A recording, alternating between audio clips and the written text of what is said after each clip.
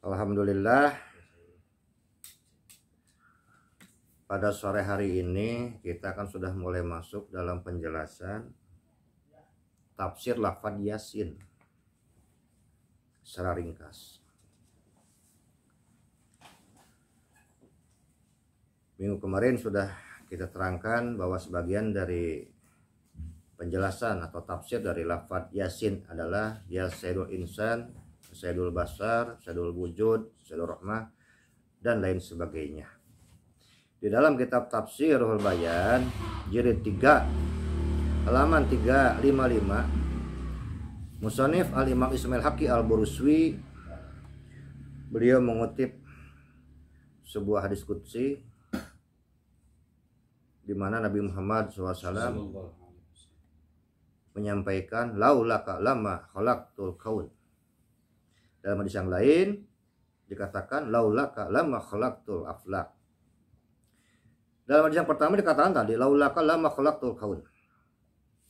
Andai kata tiada engkau wahai Muhammad, niscaya aku tidak akan menciptakan alam semesta. Dalam hadis yang pertama dikatakan laulaka lama khalaqtul kaun. Al kaun dari kun, jadilah. Jadi bisa kita pahami bahwa ketika Allah dalam surat Yasin mengatakan innama amruhu idza arada syai'an ayaqul kun fayakun. Kun awal itu ternyata adalah penciptaan nurnya Kanjeng Nabi Muhammad SAW. Dan tidak ada yang lain. Itu adalah kun awal, kun yang pertama, penciptaan yang pertama. Kemudian di dalam riwayat yang sahih dikatakan an Ibnu Abbas radhiyallahu anhuma qala Allahu ila Isa alaihissalam, telah difirmankan oleh Allah kepada Isa alaihissalam, ya Isa aminu bi Muhammadin wa'mur man adrakahu min ummatika ayyuminu bihi falaula Muhammadun ma khalaqtu Adam laula Muhammadun ma khalaqtul jannah walad nar walaqad khalaqtul arsya alal ma'i fataraba fakatabtu alaihi la ilaha illallah Muhammadur Rasulullah fasakana. Allah mengatakan pada Nabi Isa alaihissalam, ya Isa aminu bi Muhammadin, berimanlah kamu kepada Muhammad, wa'mur man adrakahu min ummatika, dan perintahkanlah pada siapapun yang telah dewasa dari umatmu, ayyuminu bih, untuk beriman kepadanya. Maksudnya beriman kepada Nabi Muhammad SAW. Falaula Muhammadun ma khalaqtul Adam, andaikan bukan karena ada sebab adanya Nabi Muhammad, maka tidak akan pernah diciptakan Adam. Walaula Muhammadun ma khalaqtul jannah, dan tanpa ada diciptakannya Muhammad, maka tidak pernah pula diciptakannya surga. Walan nar, tidak juga dengan neraka. Walaqad khalaqtul arsya alal ma'i, dan sesungguhnya setelah kuciptakan arash di atas air, fadraba, maka arash itu bergoncang dengan kencang, bergoncang, bergoyang tanpa berhenti. Fakatabtu, maka aku tuliskan di arash tersebut la ilaha illallah Muhammad Rasulullah fasakana, maka berhentilah arash tersebut. Maka cukup menarik dalam ayat walaqad khalaqtul arsya alal ma'i, setelah semuanya ini Allah menciptakan aras di atas air. Dalam beberapa keterangan bahwa aras itu berada pada langit ke-9. Itu paling atas dan tidak ada lagi langit yang lain kecuali aras. Maka cukup aneh apabila ada banyak dari saudara-saudara kita yang meyakini dengan mengambil sebuah ayat Ar-Rahmanu al-Arsy istawa, Ar-Rahman itu beristiwa di atas aras. Padahal dalam ayat Al-Quran, dalam sebagian ayat Al-Quran, Allah mengatakan huwallazi khalaqa samawati wal arda fi sittati ayyam, bahwa Allah menciptakan langit dan bumi ini dalam jangka waktu, dalam tempo 6 hari. Sebelum Allah menciptakan langit dan bumi alam semesta termasuk aras dalamnya, Allah tidak butuh semesta, tidak butuh langit dan bumi. Allah tidak butuh aras. Lalu kenapa pula setelah Allah menciptakan alam semesta, menciptakan aras yang di atas air, kemudian sekarang Allah, kata mereka, duduk di atas aras? Ini adalah sesuatu hal yang sangat mustahil, yang bertentangan dengan logika tauhid. Allah tidak pernah membutuhkan tempat, karena sebelum Allah menciptakan alam semesta, Allah sudah tidak butuh tempat. Jadi jangan pernah tanya Allah bertempat di mana. Aina Allah, Allah di mana? Jangan pernah dijawab. Karena itu hal yang tidak penting untuk dijawab. Bukan hal yang mampu menumbuhkan keimanan, amal ibadah, manfaat kita terhadap sesama manusia.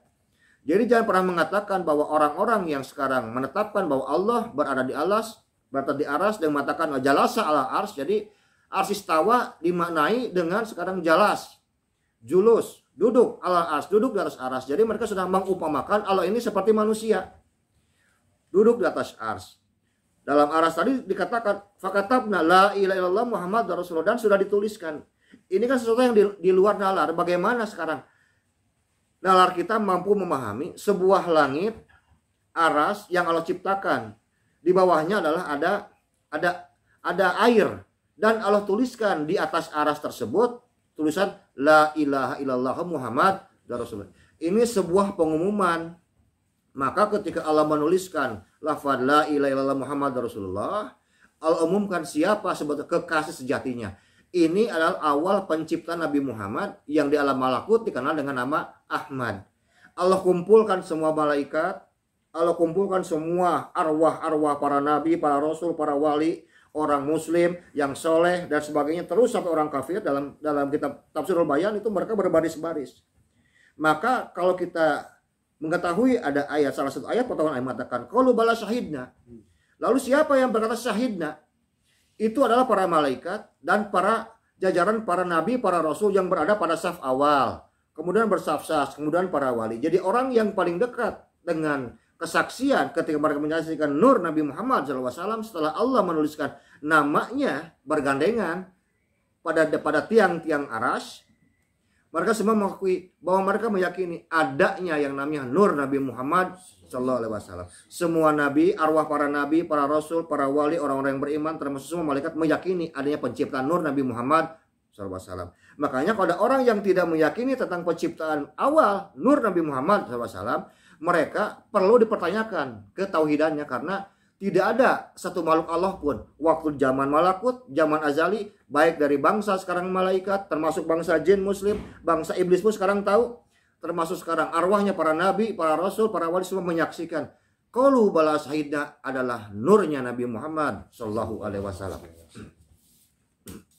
Nabi Muhammad sallallahu alaihi wasallam diciptakan pada awal kehendaknya dalam wujud penentuan, bukan dalam wujud pengutusan. Banyak orang yang masih meyakini bahwa makhluk yang pertama diutus ke muka bumi adalah Adam. Padahal nanti kita akan terangkan dalam kesempatan yang lain bahwa 2000 tahun sebelum Allah menciptakan Adam, bumi ini sudah diisi oleh bangsa jin. Mereka ditempatkan sekarang di hutan, di lautan, dan lain sebagainya. Jadi bangsa jin sudah penuh di alam semesta ini, di bumi ini. Itu 2000 tahun sebelum Allah menciptakan Nabi Adam alaihissalam. Sedangkan ketika Allah menciptakan Nabi Adam alaihissalam, itu ada jenjang waktu kurang lebih 40.000 tahun. Dan 40.000 tahun Allah baru menciptakan cetakan Nabi Adam alaihissalam. Jauh Nabi Muhammad sudah diciptakan dari awal. Karena dalam peristiwa Isra wal Mi'raj, Nabi Muhammad bertanya pada Jibril alaihissalam ketika Nabi Muhammad melihat ada serombongan malaikat yang beribadah di tiap-tiap bintang. Jadi ringkasnya Nabi Muhammad berkata, "Ya Jibril, siapa mereka?" katanya. "Kapan diciptakan?" "Ya Muhammad," katanya, "ya aku tahu bahwa ketika Allah menciptakan malaikat di atas bintang, ada yang sekarang ruku saja, ada yang berdiri saja, ada yang tasbih saja, takbir saja, dengan berbagai macam variasi yang Allah tentukan untuk para malaikat." Jibril mengatakan bahwa tiap satu bintang sudah dihuni oleh sekarang serombongan malaikat dalam kurun waktu 1000 tahun. Jadi ketika aku sekarang diciptakan oleh Allah, aku sudah menghitung bahwa ternyata sudah ada 72 bintang. Artinya dikali 1000 ada 72.000. Itulah umur Nabi Muhammad SAW di waktu penciptaan dengan Jibril. Lebih tua Kanjeng Nabi Muhammad SAW 72.000 dibandingkan penciptaan malaikat Jibril alaihissalam. Jadi yang paling awal adalah cahaya Nabi Muhammad SAW. wujud penentuan, bukan sekarang dalam wujud pengutusan. Nanti akan diterangkan oleh ayatnya yang lain. Ditentukannya Nabi Muhammad SAW sebagai makhluk dan Nabi pertama di alam azaliyah merupakan sebuah pengkhususan tersendiri. Dan firman-Nya kun fayakun, maka jadilah. Kejadian ini adalah sebuah pengkhususan. Bahkan bersifat sangat pribadi antara zatnya dengan zatnya sang Nabi itu sendiri. Bila seorang raja atau presiden memiliki kewenangan untuk memutuskan apa yang dianggapnya baik dan benar, maka tidak ada yang berhak menolak dan berkeberatan dengan kehendak Allah ini.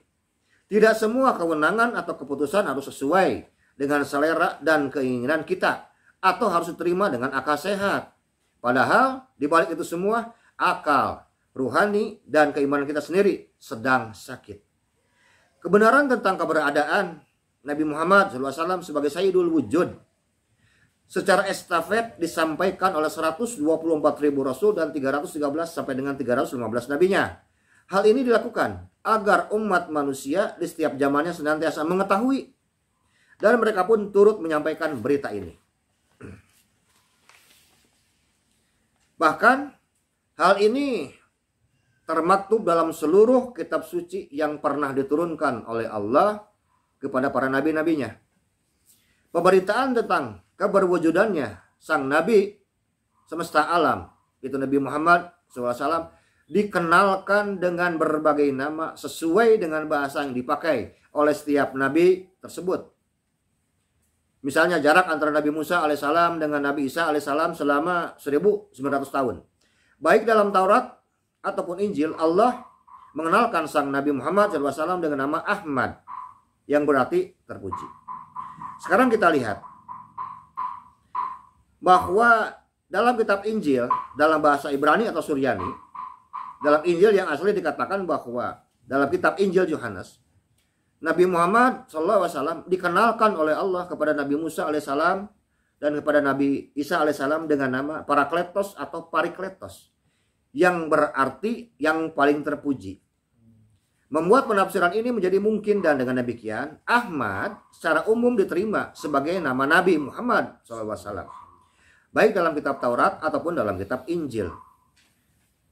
Imam Jalaluddin Arumi mengatakan dalam buku pertamanya dalam kitabnya Masnawi bahwa beberapa orang Kristen kuno, Kristen Ortodok, suka mencium nama Nabi Muhammad SAW yang terdapat di dalam Injil apabila mereka memiliki kebutuhan, apabila mereka memiliki hajat, maka nama Ahmad yang disebut dengan Parakletos atau Parikletos ini dicium oleh mereka.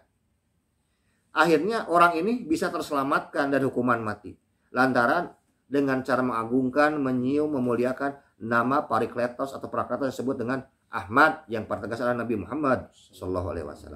Jadi apabila kita dalam Al-Quran ada nama sekarang surat Muhammad, ini kalau kita kiaskan, kita di mana ada kebutuhan, kita membaca surat Muhammad, kemudian kita bertawasul atas nama Muhammad yang Allah agungkan, yang Allah simpan dalam derajat makom yang paling tinggi, maka kita boleh mencium nama Muhammad yang terdapat di dalam Al-Quran. Ini namanya bertawasul, namanya bertabaruk. Apabila orang Kristen kuno saja mereka meyakini bertawasul kepada dengan nama agung Nabi Muhammad, lalu kenapa sekarang orang Islam ketika bertawasul pada nabinya menjadi musyrik, menjadi kafir? Ini sesuatu yang bertentangan dengan logika tauhid.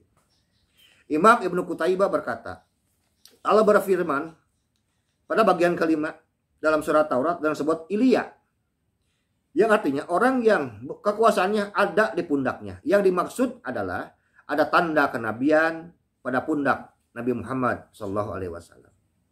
Dalam kitab suci kaum Buddhisme, dalam kitab Tripitaka, nama Ahmad atau Muhammad disebutkan dalam beberapa nama. Dan ini dalam nama bahasa Sanskerta, yang namanya hamba yang terpuji, dengan nama Maitreya atau Matreya atau Arya Dharma. Ini adalah nama Kanjeng Nabi Muhammad dalam bahasa Sanskerta. Begitu pula dalam kitab suci umat Hindu, dalam kitab Weda, lebih banyak lagi bahwa nama Nabi Muhammad disebut dengan nama Narasangsa, Kaurama atau Pangeran Kedamaian, Mamarisi, Waswereda, Akaru, Abandu, Suslama, dan Kaki Aftar atau yang kenal dengan Avatar. Ini adalah nama Nabi Muhammad sallallahu alaihi wasallam, utusan dari Allah. Jadi dalam kitab-kitab ulama terdahulu nama Nabi Muhammad sudah diabadikan dengan berbagai nama sesuai dengan pengutusan Nabi yang disesuaikan dengan bahasa kaumnya masing-masing. Sekarang apakah benar bahwa semua Nabi dan Rasul memiliki janji, telah bersaksi bahwa Nabi Muhammad SAW memang sudah ada dari sejak zaman dulu, sehingga semua para Nabi dan Rasul mengikuti dan menjalankan perintah Allah? Pertama dalam surat Al-Imran ayat 81, di mana Allah membuat perjanjian dengan semua para nabi dan rasul agar semua nabi dan rasul yang diutus ke muka bumi sebelum Nabi Muhammad, mereka mengimani kitab, ajaran, dan semua hal yang berhubungan dengan kanjeng Nabi Muhammad SAW. Dalam firman-Nya Allah berfirman, wa idh hadallahu mitsaqan nabiyina lama atakum min kitabin wa hikmatin summa ja'akum rasulun musaddiqul lima ma'akum la tu'minunna bih wa la tansurunnahu qala aqrartum wa khadtum ala dzalikum isri qalu aqrarna qalu fashhadu wa ana ma'akum minasyahidin. Dan ingatlah ketika Allah mengambil perjanjian dengan siapa? An-nabiyina, dengan semua para nabi. Sungguh apa saja yang aku berikan kepadamu berupa kitab dan hikmah, akan datang kepadamu seorang rasul yang membenarkan apa yang ada padamu. Jadi Allah sudah kasih tahu kepada para nabi-nabi dahulu akan ada, terakhir datang seorang nabi akan membenarkan semua ajaran-ajaran nabi-nabi yang terdahulu. Niscaya kamu akan bersungguh-sungguh beriman kepadanya dan menolongnya. Jadi fungsi dari sekarang 124.000 sekarang para rasul, 313 sampai 315 sekarang para nabi, adalah fungsinya untuk menolong dan memberikan keimanan yang benar terhadap kaumnya, bahwa nanti setelah semuanya, setelah tongkat estafet kenabian berakhir, akan ditutup oleh nabi penghujung, nabi terakhir, nabi paling mulia adalah Nabi Muhammad SAW. Jadi tidak ada satu zaman pun, satu kaum pun yang tidak mengetahui tentang kebenaran kanjeng Nabi Muhammad SAW. Kemudian Allah bertanya pada para nabi-nabinya tersebut, apakah kamu mengakui dan menerima perjanjianku terhadap yang demikian? Maka semua para nabi menjawab, fashhadu wa ana ma'akum minasyahidin. Kami mengakui, karena semua para nabi. Dan Allah berfirman, bila begitu saksikanlah wahai para nabi, bahwa aku yaitu Allah akan menjadi saksi pula bersama kalian. Jadi semua nabi sudah mengakui tentang eksistensi awal Nabi Muhammad SAW yang sudah diciptakan lebih awal, hanya diakhirkan penurunannya. Lalu dari mana kita tahu bahwa Nabi Muhammad adalah awal diciptakan tapi diakhirkan dalam pengutusan? Dalam keterangan yang lain akan kita sebutkan. Yang pertama, dalam kitab tafsir Ibnu Munzir, jilid 1 halaman 272 dikatakan, yaqulullah azza wa jalla li Muhammadin alaihi salam. Maka berfirman Allah azza wa jalla kepada Nabi Muhammad SAW.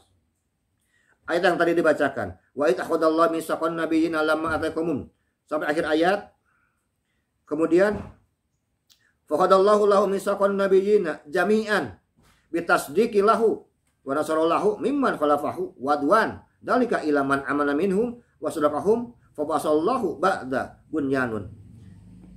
Jadi Allah mengatakan kepada Nabi Muhammad SAW, dan mereka semua telah bersaksi untukmu, katanya. Bisa dibayangkan Nabi Muhammad SAW di awal alam azali diciptakan dalam bentuk cahaya, belum diturunkan. Dari mulai Nabi Adam terus sampai Nabi Isa alaihissalam. Allah mengatakan, dan mereka semua telah bersaksi untukmu. Maka Al-Quran betul mengatakan, qalu bala syahida. Ini adalah untuk arwah para nabi, para rasul di alam azali dulu. Sudah bersaksi. Arwah para nabi, para rasul, semua sudah bersaksi. Mereka semua telah bersaksi kepadamu. Dan ketika Allah mengambil perjanjian dengan seluruh nabi untuk membenarkan tentang keberadaan Nabi Muhammad SAW. Untuk membenarkan keberadaan Nabi Muhammad SAW. Mustahil sekarang Allah mengambil janji dan para nabi sekarang bersaksi membenarkan Nabi Muhammad di penciptaan awal, sedangkan penciptaan awal atau wujud Nabi Muhammad saja sudah tidak ada. Maka ayat ini berbohong kalau begitu. Jadi jelas ada penciptaan awal Nabi Muhammad karena para nabi bersaksi semuanya. Ini logika tauhid yang sederhana sebetulnya. Begitu pula para nabi, maka seluruh nabi akan membantu kebenaran dan dakwah Nabi SAW. Jadi fungsi dari semua nabi dan rasul adalah untuk membantu jalan dakwahnya Nabi Muhammad SAW. Bukan Nabi Muhammad SAW sekarang mengambil beberapa sifat dari nabi dan rasul kemudian diaplikasikan dalam dakwahnya ketika beliau diturunkan. Tidak. Bahwa sifat yang paling utama adalah sifat Nabi Muhammad SAW. Dan sifat-sifat yang paling utama, jadi sifat Nabi Muhammad ini menghimpun semua keutamaan, semua sifat 124.000 rasul dan 313 sampai 315 nabi, semuanya dihimpun dan Allah simpan di dalam wujud yang paling mulia, yaitu wujud Nabi Muhammad SAW. Nabi Adam bere hiji, Nabi Sis bere hiji, terus dikasih satu-satu sama Allah.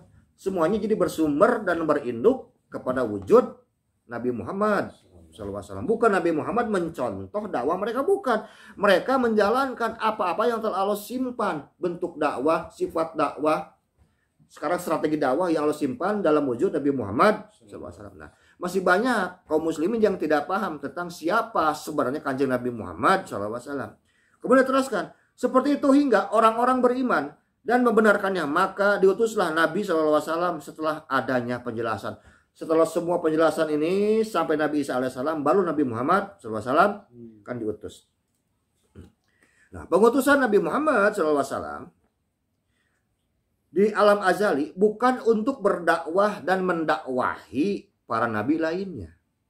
Hal ini merupakan sesuatu yang sangat agung, bahwa penciptaan dan pengutusannya diawalkan dibandingkan seluruh nabi yang akan diutus ke muka bumi. Dan mustahil bila dalam penciptaan dan pengutusannya di alam azali ini Nabi SAW tidak dalam posisi seorang pemimpin seluruh nabi. Karena Allah kan mengambil perjanjian dengan para nabi. Ini Nabi Muhammad, ini para nabi.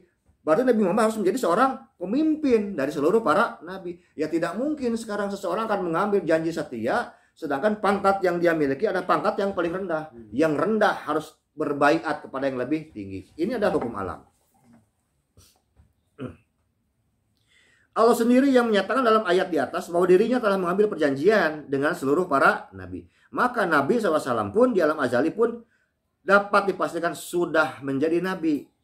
Banyak riwayat sahih yang membenarkannya. Di antaranya ini diriwayatkan dalam kitab Musnad As-Samiyyin oleh Imam At-Tabarani, dalam kitab Fawaid Tawam, dalam Syahar Al-Mustafa, dalam kitab Da'ilul Nubuwah karya Abu Hafid Abu Naim, dalam kitab Asy-Syifa bi at-Ta'rif Huquqi Al-Mustafa, dalam kitab Uyun wal Asar, dalam kitab Surah Nabawi Ibnu Katsir, dalam kitab Khasis Al-Kabir, dalam kitab Yahya bin Salim dalam tafsirnya, kemudian dalam kitab Tafsir At-Tabari, dalam kitab Ma'ani Al-Quran wal Irabi karya Al-Juzani, kemudian dalam kitab Tafsir As-Sa'labi, kemudian dalam kitab Tafsir Al-Wasit, kemudian dalam Tafsir Al-Bagawi. Ini imam-imam Al-Sunnah semua yang meriwayatkannya. Jadi secara periwayatan dari zaman ke zaman para mufassirin, hadis ini adalah bersifatnya masyhur, bahkan mutawatir di kalangan para mufassirin. An Abi Hurairah radhiyallahu anhu anin Nabi sallallahu alaihi wasallam fi qouli ta'ala wa ittakhadna minnan nabiyina mitsaqahum wa minka wa min nuhin al-ayah.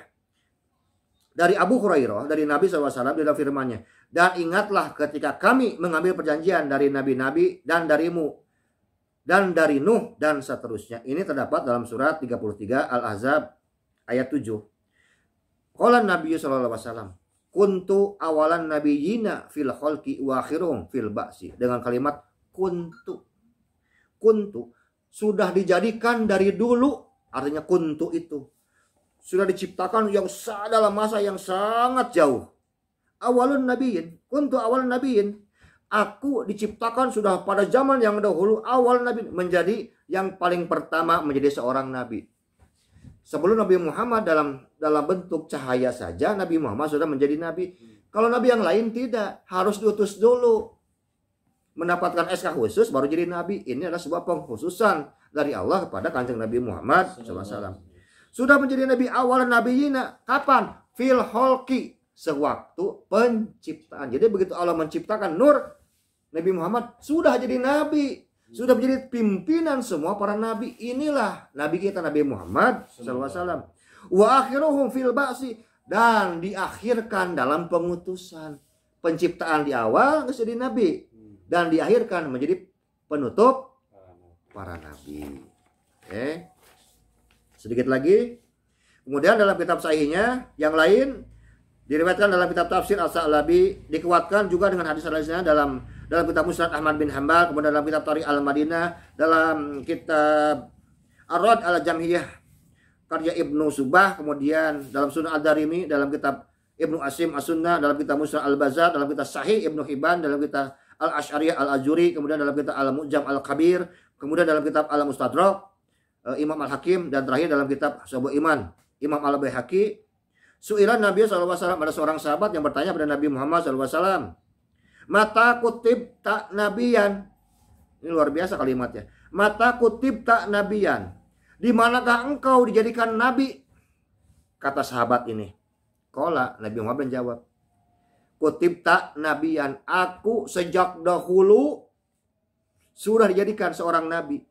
Wa adama baina ruhi wa jasad. Di mana Adam masih berada di antara ruh dan jasad. Ruh dan jasad. Ya tadi baru cetakan, belum jadi wujud Nabi Adam, baru cetakan Nabi Adam. Nabi Muhammad sudah jadi nabi. Wa ajalani nabiyan, aku sudah dijadikan menjadi seorang nabi. Wa ajalani mubarakan, aku sudah dijadikan sumber keberkahan. Wa mu'aliman, dijadikan sumber ilmu pengetahuan.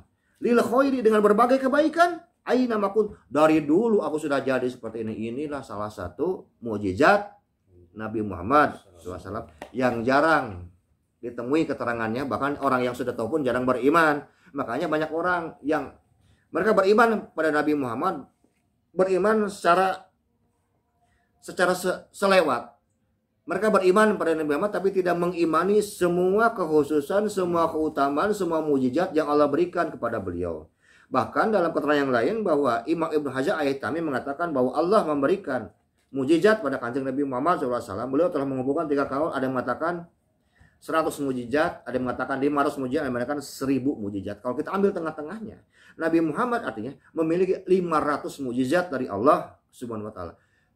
Jadi ini adalah semua mukjizat yang pernah Allah berikan kepada semua nabi dan rasulnya, Allah kumpulkan dan Allah berikan kepada Kanjeng Nabi Muhammad SAW. Jadi nabi dan rasul cuma dibagi, dikasih setik-setik sama Allah.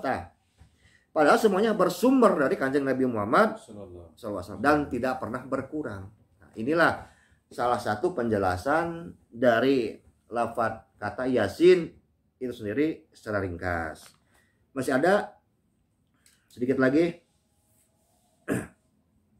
Seluruh nabi dan rasulnya hanya mengambil perjanjian dan membenarkan eksistensi Nabi Muhammad SAW yang telah diciptakan sebelum mereka semua. Akan tetapi seluruh ajaran yang pernah Allah turunkan pada 124.000 rasulnya dan 313 sampai 315 nabinya akan dibenarkan oleh Kanjeng Nabi Muhammad SAW ketika beliau diturunkan ke muka bumi. Hal ini adalah sebuah pembelaan yang sangat agung akan kebenaran ajaran sucinya. Bisakah kita membayangkan seperti apakah daya hafal Kanjeng Nabi Muhammad SAW untuk mengingat seluruh syariat yang pernah Allah berikan kepada seluruh nabi dan rasulnya? Artinya bahwa Nabi Muhammad SAW telah mengetahui secara akurat setiap syariat, setiap detil yang dibawa oleh seluruh nabi dan rasulnya di alam azali. Bila tidak seperti itu, lalu bagaimana caranya Nabi Muhammad SAW akan membenarkan sesuatu yang tidak diketahuinya? Betul. Harus mengetahui dulu secara pasti untuk membenarkan sesuatu yang telah diberikan oleh Allah. Makanya mustahil Nabi Muhammad tidak mengetahui semua syariat para nabi dan rasulnya. Dalam sabdanya, ini dalam sebuah hadis yang diriwayatkan oleh Imam Ismail Haqqi Al-Buruswi dalam kitab tafsirnya, kitab Tafsirul Bayan, jilid 3 halaman 35. Wa qala Nabi sallallahu alaihi wasallam, qatarat fi khalqi qatratun alimat makana wa masayakun. Telah menetes ke dalam tenggorokanku suatu tetesan sehingga aku dapat mengetahui apa yang telah dan akan terjadi. Jadi ini kejadian ketika Isra wal Mi'raj. Nabi Muhammad diberikan tetesan oleh Allah sehingga Nabi Muhammad mampu mengetahui semua kejadian dari awal, saat ini, dan yang akan datang. Jadi ini tetesan ilmu yang luar biasa yang belum pernah Allah berikan kepada seorang nabi dan rasul pun. Makanya pantaslah Nabi Muhammad menjadi kekasihnya, karena kalau sudah kekasih ya apapun akan diberikan oleh Allah. Ini Nabi Muhammad tidak meminta, tapi Allah memberikannya langsung. Kemudian dalam riwayat sebuah yang lain, Nabi Muhammad pernah berdoa, Allahumma arin asya kamahi. Ya Allah, perlihatkanlah pada kami segala perkara sebagaimana adanya. Nah, ini sebuah doa yang luar biasa, yang oleh para ahli suluk, para wali ini banyak dijadikan wiridan. Allahumma arinal asya kamahi, ya Allah perlihatkanlah kepadaku, kepada kami. Jadi tidak Allahumma arini Nabi Muhammad ini ya, coba lihat. Tapi Allahumma arina, perlihatkan kepada kami. Jadi bukan untuk Nabi Muhammad sendiri, tetapi untuk sebagian umat yang khusus, kepada sebagian para sahabat ya, kepada para wali, para ulama yang host, pada orang-orang, para kiai. Arina asya, jadi diminta diperlihatkan sesuatu yang sifatnya gaib. Jadi kalau kita melihat, mendapatkan keterangan, ada wali bisa melihat anu, tahu anu, ada kiai-kiai kita, guru-guru kita bisa mengetahui, bisa melihat anu, ya ini adalah salah satu berkat doa dari Kanjeng Nabi Muhammad. Dulu pernah mengatakan, Allahumma arina asya kamahi, ya Allah perlihatkanlah segala sesuatu sebagaimana adanya. Inilah keberkahan dari doa Kanjeng Nabi Muhammad sallallahu alaihi wasallam. Itu saja ringkasnya yang disampaikan. Mudah-mudahan ada manfaat dan berkahnya untuk kita semua. Wallahu muwaffiq ila thoriq. Wassalamualaikum warahmatullahi wabarakatuh. Waalaikumsalam warahmatullahi wabarakatuh.